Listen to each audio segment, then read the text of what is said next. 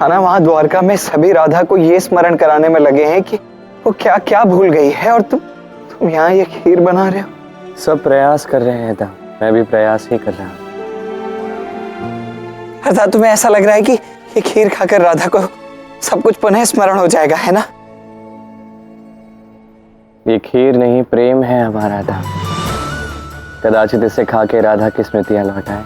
किंतु राधा ऐसे कैसे सब कुछ भूल सकती है कान्हा?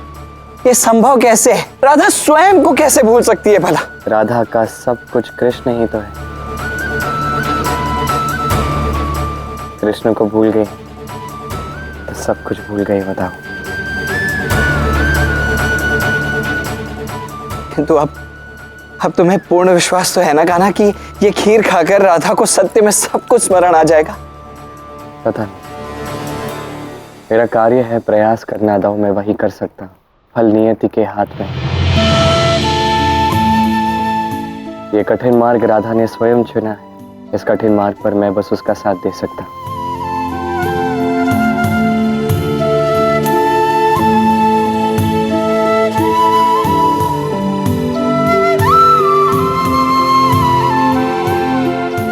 अच्छी बनी, ठीक वैसी जैसी राधा को भाती है।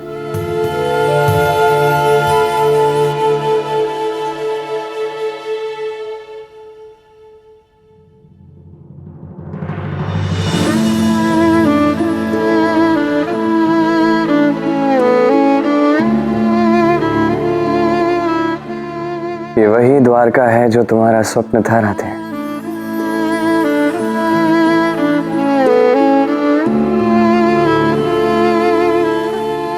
आप फिर आ गए? क्या करें, अब राधा यहाँ है तो कृष्ण भला कहाँ जाएंगे? ठीक है, बताइए क्या कार्य है आपको मुझसे?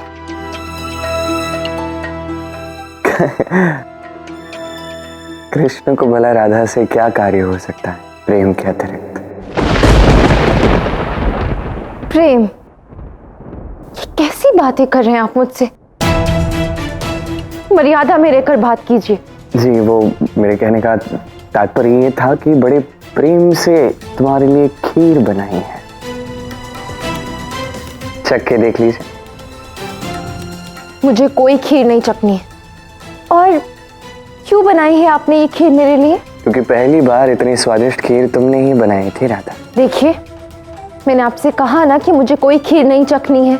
चख के देख लो ना, कदाचित कुछ स्मरण आ जाए।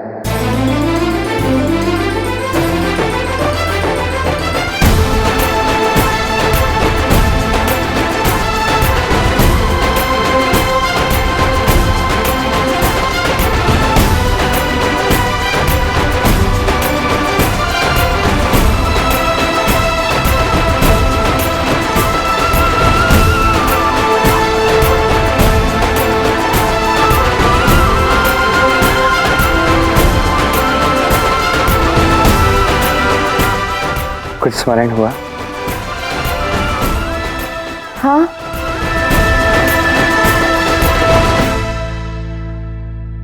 इसमें मीठा अधिक था, अगली बार थोड़ा कम डालिएगा।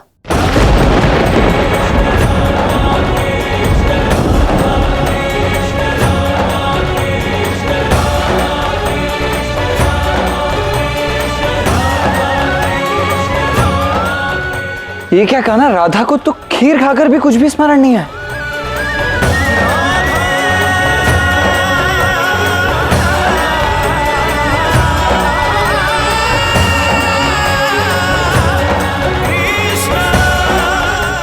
कहा ना खीर में मीठा तो ठीक ही है, फिर राधा ने ऐसा क्यों कहा होगा? क्योंकि वो क्रोधित है था। पहली बार ऐसा हुआ है कि राधा ने भोग चख कर मुझे नहीं खिलाया। खीर बनाने से काम नहीं बनेगा, अब बहुत कुछ करना होगा था।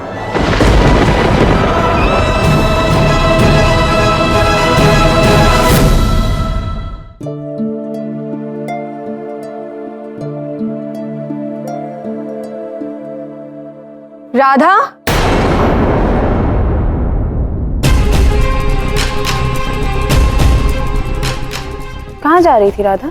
रसोई घर में काम करने। अरे श्री राधा, आप तो द्वारका की स्वामिनी है, काम करने की क्या आवश्यकता है आपको? क्या? द्वारका की स्वामिनी? मैं? कैसे? जब द्वारकाधीश तुम्हारे दास हैं, तो तुम द्वारका की स्वामिनी ही हुई ना। अभी भी श्री कृष्ण तुम्हारे पीछे पीछे ही तो घूमते हैं। ये कैसा उपहास है? उपहास थोड़ी ना है श्री राधा, सत्य है ये तो। प्रतीत होता है कि ये बात आपको किसी ने बताई ही नहीं। आप द्वारकाधीश की प्रेमिका है। इतनी सारी रानियां होने के पश्चात भी आपका श्री कृष्ण के साथ संबंध है, और वो भी बिना विवाह का। और जिससे विवाह हुआ है उनके सामने तो श्री कृष्ण मुंह उठाकर देखते ही नहीं है, जैसे कि मेरी माताश्री। इनके पुत्र के पिताश्री है श्री कृष्ण, किंतु आज भी श्री कृष्ण इनकी तरफ आंख उठाकर भी नहीं देखते। और आप श्री कृष्ण की प्रेमिका आज भी यहाँ द्वारका में है। ये कैसे संभव है? ये संभव भी है और यही सत्य है। तुम मुझे ये बताओ, तुम्हें किसी ने अभी तक ये क्यों नहीं बताया कि तुम द्वारका में क्यों हो, या तुम्हारा द्वारका से क्या संबंध है? क्योंकि तुम्हारा कोई वैध संबंध है ही नहीं, ना द्वारका से और ना श्री कृष्ण से। ऐसे ही लज्जित होकर तुम द्वारका में रह रही हो। तो मुझे ये बताओ राधा, क्या विवाह के पश्चात भी श्री कृष्ण का अपनी प्रेमिका को यहां रखना उचित है? अब निर्णय तुम्हारा है राधा। तुम्हारा स्थान द्वारका में नहीं, बरसाना में है। उचित यही होगा कि तुम लौट जाओ, स्वयं भी सुख से रहो और हमें भी सम्मान से रहने दो। क्योंकि जब तक तुम यहां पर हो, मुझे ना मेरा पत्नी सुख मिलेगा और ना ही रानी का सम्मान।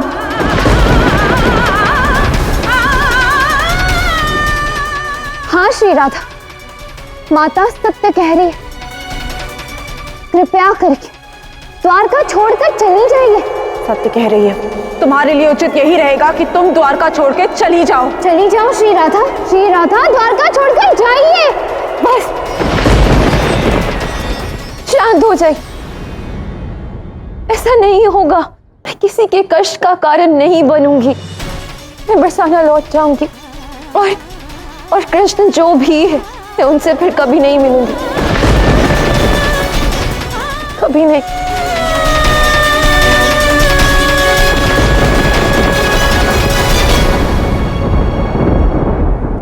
अंततः वो क्षण आने ही वाला है जब राधा हम सबके जीवन से हमेशा हमेशा के लिए चली जाएगी।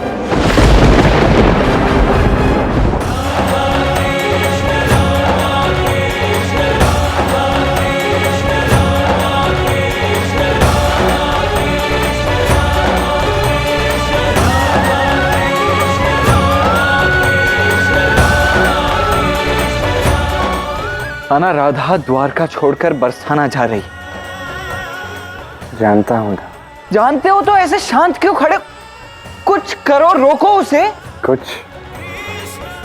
नहीं, अब बहुत कुछ करना होगा था।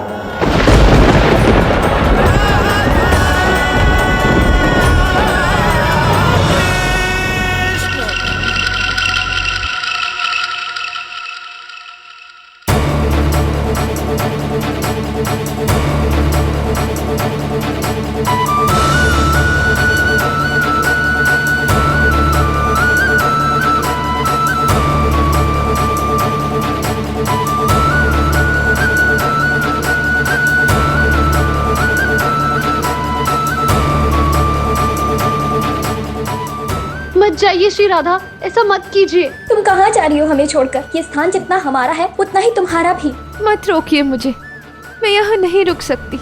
मुझे वहाँ जाना है जो मेरा स्थान है।